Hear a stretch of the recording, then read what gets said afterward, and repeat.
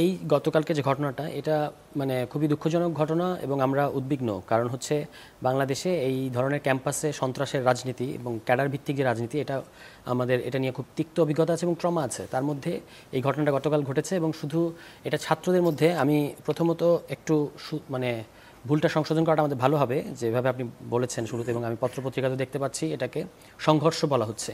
এটা কিন্তু একচেটিয়া হামলা হয়েছে গতকালকে এবং সেখানে আপনারাই বললেন যে যুবদলের সহসভাপতি সহ, শুধু তো যুবদল না, আমার শ্রদ্ধেয় আলোচক বিএনপি যিনি নেতা এখানে আছেন তিনি বলেছেন যে ছাত্রদলের কারো হাতে অস্ত্রশস্ত্র ছিল না।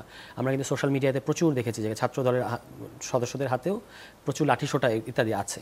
এখন এই পুরো ঘটনাটার যদি আমি বলি যে এখানে বিএনপির কিংবা ছাত্রদল, বিশেষত ছাত্রদলের যে অবস্থান, এটা হচ্ছে text book example of gas lighting. মানে প্রথমত তারা এখানে হামলা করিয়েছে যুবদলকে সাথে নিয়ে এসে, তারপরে গতকালকে থেকে শুরু করে আজকে পর্যন্ত তারা যেগুলো আজকে তারা যে সংবাদ সম্মেলন করেছে দোষটা চাপিয়ে দিতে চাওয়া, এটা হচ্ছে একেবারে গ্যাস লাইটিংয়ের মতো, যে আপনি নিজে একটা কাজ করলেন, করার পরে সেটা দায় আপনি নিচ্ছেন না নিয়ে হচ্ছে আপনি অন্যজনকে দোষারোপ করছেন। এটা কাজকে করেছে এবং এই ল্যাঙ্গুয়েজটা, এই তাদের যে প্রক্রিয়া, এটা আমরা বিগত ছাত্রলীগের আমলে দেখেছি। এখনও দেখবেন উনি বললেন একটু আগে যে দল ছুটলে এরকম হামলা করে থাকতে পারে, ঠিক আছে। সহসভাপতি, দৌলতপুর থানার সহসভাপতি, তিনি কি দল ছুট? এই অনুপ্রবেশকারী তত্ত্ব কিন্তু যখনই ছাত্রলীগের কেউ হামলা করার পরে যদি তার মানে আর লুকানো যাচ্ছে না, তখন বলা হতো এটা শিবির বা অনুপ্রবেশকারী। এই একই ধরনের ল্যাঙ্গুয়েজ কিন্তু এখন দেখা যাচ্ছে। এবং গতকালকে আমি আরেকটা জায়গায় ছিলাম, সেখানে ছাত্রদলের সাংগঠনিক সম্পাদক ছিলেন, তারাও কিন্তু কথা একরকম, আমাদেরকে উস্কানি দিয়েছে। আপনি তো দেখবেন আগে কোন কারণে আমরা হামলাটা করেছি, এই একদম অন রেকর্ড এই বক্তব্য দিয়েছেন তিনি গতকাল আমার সাথে একটা টকশোতে। তা আমি তাকে প্রশ্ন করেছি যে কোন কারণে হামলা করা যাবে। ধরে নিলাম কোনো একটা উস্কানি ছিল ছাত্রদের তরফ থেকে বা একটা বাকবিতণ্ডা হয়েছে, ছাত্রদের মধ্যে এরকম হতেই পারে, কিন্তু তার জন্য আপনি হামলা করবেন? হামলা তো আপনি করতে পারবেন না। এবং পুরো প্রক্রিয়ার মধ্যে আমরা খুবই ভীত। যেটা আহত তো দুই পক্ষের মানুষই হয়েছে, ছাত্রদলও হয়েছে, বৈষম্য বিরোধী আমি যতটুকু দেখেছি তাদের মধ্যে সবই হলো সাধারণ ছাত্ররা আহত হয়েছে, ছাত্রদলের লোকজন কিন্তু হতে পারে। ওকে, এখন যখন আপনি বহিরাগত নিয়ে ক্যাম্পাসে ঢুকেছেন, এইটার ব্যাপারে আপনি জানেন ছাত্রদের সেন্টিমেন্টটা খুব কড়া থাকে যখন বহিরাগত ক্যাম্পাসের মধ্যে ঢোকে। কিন্তু আমাদের খবরে কিন্তু বলছে যে তারা কমিটি গঠন করছিল এবং সোমবার থেকে ক্যাম্পাস এলাকায় বিভিন্ন তারা লিফলেট বিতরণ করছিল এই কমিটি গঠন করা নিয়ে, এবং সেটি নিয়ে কুয়েটের শিক্ষার্থীদের যে বিভিন্ন গ্রুপ আছে সেখানে ছাত্রদলের এই কমিটি গঠনের প্রক্রিয়া নিয়ে আলোচনা চলছিল। এখন প্রশ্ন এখানে যেটি তারা তুলেছেন সেটি হচ্ছে যে যদি বৈষম্য বিরোধী ছাত্র আন্দোলন কমিটি গঠন করতে পারে, তাহলে ছাত্রদল কমিটি গঠন করতে গেলে কেন বৈষম্য বিরোধী ছাত্র আন্দোলন সেখানে বাধা? বৈষম্য বিরোধী ছাত্র আন্দোলনের কুয়েটে কমিটি আছে কিনা আমার এই মুহূর্তে জানা নেই। কমিটি আছে এবং 74 সদস্য বিশিষ্ট। ঠিক আছে, তাদের কোনো রাজনৈতিক কর্মকাণ্ড সেখানে আছে কিনা আমি জানি না, কারণ কুয়েটের ব্যাপারে আমরা জানি যে সেখানে ছাত্র রাজনীতি নাই, ফলে সেখানে রাজনৈতিক কর্মকাণ্ড করতে পারার কথা না।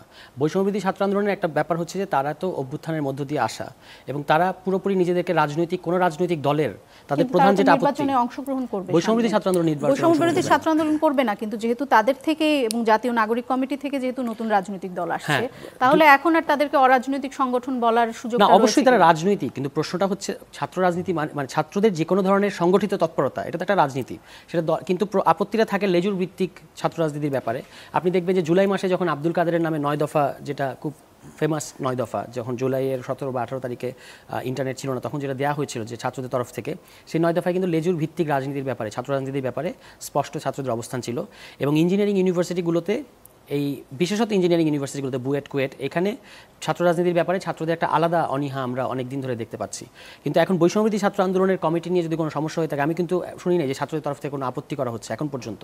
কিন্তু ছাত্রদলের কমিটি নিয়ে পুরো সকল ছাত্ররাই কিন্তু আজকে যে আপনি তৎপরতাগুলো দেখলেন কুয়েটে, এটা কিন্তু শুধু বৈষম্য বিরোধী ছাত্র আন্দোলন কিংবা শিবির করছে এরকম না, সাধারণ ছাত্রছাত্রীরা এটা চাচ্ছে না যে এখানে কোনো কমিটি থাকুক কিংবা কোনো রাজনৈতিক তৎপরতা থাকুক। এবং বৈষম্য বিরোধী ছাত্র আন্দোলন যতক্ষণ পর্যন্ত এটা সমর্থন করছে, তাহলে আপনি যদি সাধারণ শিক্ষার্থীদের যদি দাবি হয়ে থাকে, তাহলে ছাত্রদলের সমর্থন করা উচিত। কিভাবে বুঝবো যে সাধারণ শিক্ষার্থীদের? না, আমি আজকে যতটুকু দেখলাম বৈষম্য বিরোধী ছাত্র আন্দোলন এবং শিবিরের এত লোকজন নাই কুয়েটে, ঠিক আছে। আজ কিন্তু বিপুল পরিমাণে আমরা সাধারণ শিক্ষার্থীদের নানা ধরনের তৎপরতা এবং প্রতিবাদ ইত্যাদি দেখেছি।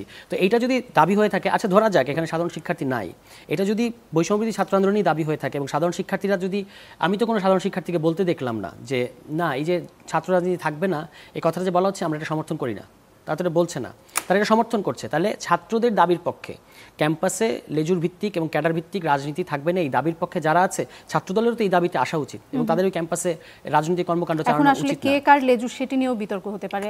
বৈষম্য ছাত্র আন্দোলনের কি তারা লেজুর হতে পারে, তাদের কাছে আপনারা লেজুর হতে পারে। আমরা কার লেজুর? তাদের কাছে আপনারা যেহেতু এখন রাজনৈতিক দল আনছেন তাহলে তারাও বলতে পারে। রাজনৈতিক বৈষম্যবিরোধী ছাত্র আন্দোলনের কোনো মাদার আর ফাদার পার্টি আছে? এর চেয়েও বড় কথা হচ্ছে যে ছাত্রদল যেটি বলছে যে ছাত্রদল এই ঘটনায় ছাত্র শিবিরকে দোষারোপ করেছে সরাসরি, এবং তাদের দাবি যে বৈষম্য বিরোধী ব্যানারে ছাত্র শিবির লুকিয়ে আছে। এই অভিযোগ কি পুরোপুরি ভিত্তিহীন স্যার? দুটো বিষয়। একটা বিষয় হচ্ছে যে ছাত্র শিবির তো আছে বাংলাদেশে, সংগঠন হিসেবে আছে। এখন বৈষম্যবিরোধী ছাত্র আন্দোলনের ভেতরে ছাত্র শিবির লুকিয়ে আছে। আমি কিন্তু আজকে স্ক্রিনশট দেখলাম কুয়েটের যে ছাত্রদলের গ্রুপ, এটা আপনি দেখেছেন কি আমি জানি না, এটা অলরেডি লিকড। তো সেখানে দেখা যাচ্ছে কুয়েটের ছাত্রদলের মধ্যেও তারা ছাত্র শিবিরের একটা প্রতিনিধিত্ব রাখছে তাদের কমিটির মধ্যে, সেটা আছে, ঠিক আছে। সুতরাং এই অভিযোগ করে লাভ নেই, উদর পিন্ডি বুদর ঘাড়ে চাপিয়ে লাভ নেই। দ্বিতীয় কথা হচ্ছে ছাত্রলীগও যে কোনো কিছুতে হামলা করার পরে, সাধারণ শিক্ষার্থীদের যে কোনো মবিলাইজেশনে হামলা করার পরে এই কথাটাই বলতো যে এখানে শিবির আছে কারণ আমরা হামলা করেছি। এই যে হামলা করার পরে হামলাটাকে পাশ কাটিয়ে এখানে শিবির আছে এই কথাটা তোলা, এটা কিন্তু পুরনো চর্চা। এই চর্চাগুলো থেকে বেরিয়ে আসতে হবে।